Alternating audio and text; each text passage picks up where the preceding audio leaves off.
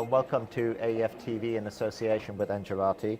I'm now joined by Sameh Shenouda, who's the Director and Head of Infrastructure at the Infrastructure team at CDC Group PLC. Firstly, welcome. Thank you. Thanks for taking the time to join us. I know it's been a long day. As part of what we do in terms of covering this event and bringing it to life in conversations with people like you who are involved in the sector day to day, one of the things that I've heard, a narrative that's come through earlier interviews is, ministers are saying that it's not just good enough for us to build power plants, we need to evacuate the power. Utilities are saying that, okay, something's broken in our world, we're having to buy power at a price that is much higher than, higher. There's a disparity between what they buy and what they sell it at. The sale price is lower than the buy price. And people are talking about a blockage. So it seems like we've moved past an inertia point. We've done power generation plants, but we've now hit an inertia point because it seems to me the system isn't being looked at as a whole. So just from your point of view, I mean, how would you summarize that? Would you corroborate that? Where do you see it going? I think this is, it's partially true. There is still a massive need in power generation. We have been focusing on power generation at CDC for the last 3.5 years.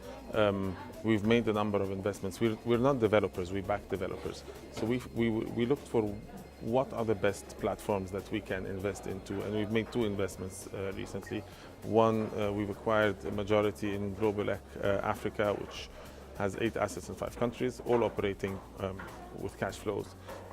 And the other is a joint venture that we've done with the Argan Foundation with 2 power plants in East Africa.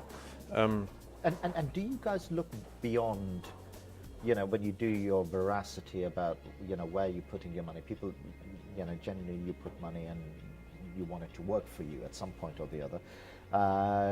Do you look beyond it, like with the Global case, that you're like going, all right, okay, yes, it's going out and it's making money, and you're making sure that that money isn't just a guaranteed offtake, but it's flowing down the chain? Well, yes, we do, but then it depends on the country as well. If the regulatory framework is there and if the structure of the sector is right. And as you said in the beginning, it's not only power generation, and there's a lot of momentum in power generation. There are 2,700 people who came today to this conference. I don't think there's a transmission and distribution conference that is that big, or a fuel supply gas conference that is that big. So there's a lot of focus on that. But mind you, these 2,700 people are looking for very few projects, even in generation. In 2016, for example, only 1 utility scale project reached financial close on the generation side. So what we've done is that we focused on generation, getting these operating assets acquired, and use the cash flows and the management team to develop new projects. Now, the bottleneck is not only generation. The bottleneck, in our view, is the full chain. So that's where we're focusing quite aggressively now on both sides of generation. One side is transmission distribution, and the other side is gas supply. Obviously, we're also looking at renewables, but these are the 2 areas that we can control. And evacuating the power is a major issue. Transmission, obviously, and then distribution, which is where we're spending most of our effort now. There is not enough cash in the system. And for you to be able to understand the transmission bottleneck, I think there are 4 things that you need to focus on.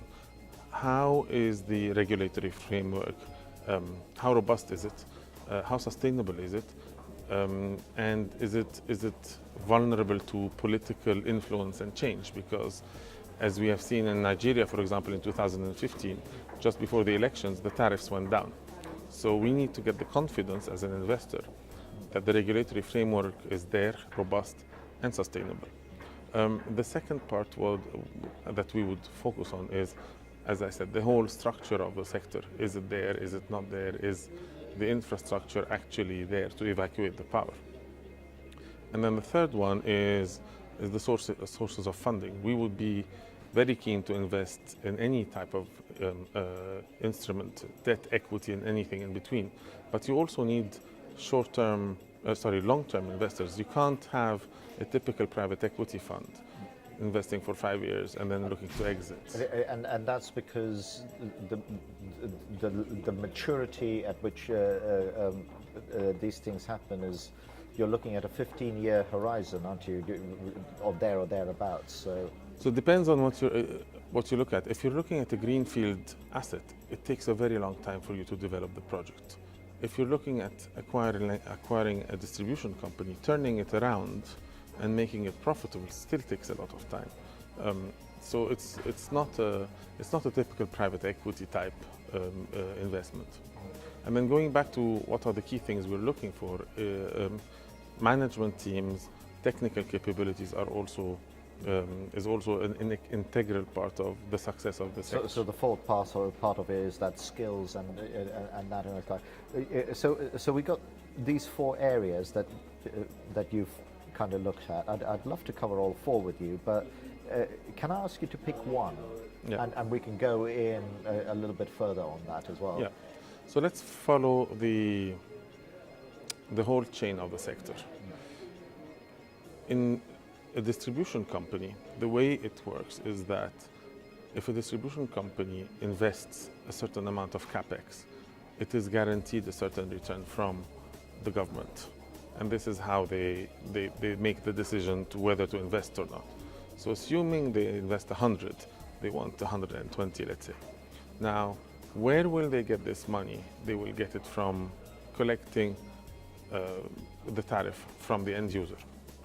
Now, if you go all the way from, let's say, the gas supply, if there's not enough gas supply in the system, there won't be enough generation, so there won't be enough distribution, so they will collect less money from the end user, which means that the government will have to compensate for that by subsidizing the sector. And this is a heavy strain on the government, and it's not sustainable. So the solution, a lot of people are talking about cost-reflective tariffs. I think this is part of the solution. That's not the full solution. The full solution is to get the whole chain working, from gas supply all the way to distribution. But it seems obvious to me that that's what you would want to do in the market. But I also get a sense, though, that it takes a while to get things moving. So there's a lot of inertia, and it feels to me that we've pushed a lot at the generation pressure point, Yeah. and that's moving. But maybe what people have failed to realize is that as soon as that moves, you need to be ready very, very quickly to deal with the distribution and the evacuation issue. Yeah. And unfortunately, my sense is that not enough pre-work has been done. So I get a sense that this is moving, but it's like an elastic drag-along effect. Am I summarizing that correctly, or it's very true. At CDC, we've seen this a few years ago, and we've done the groundwork quite a lot.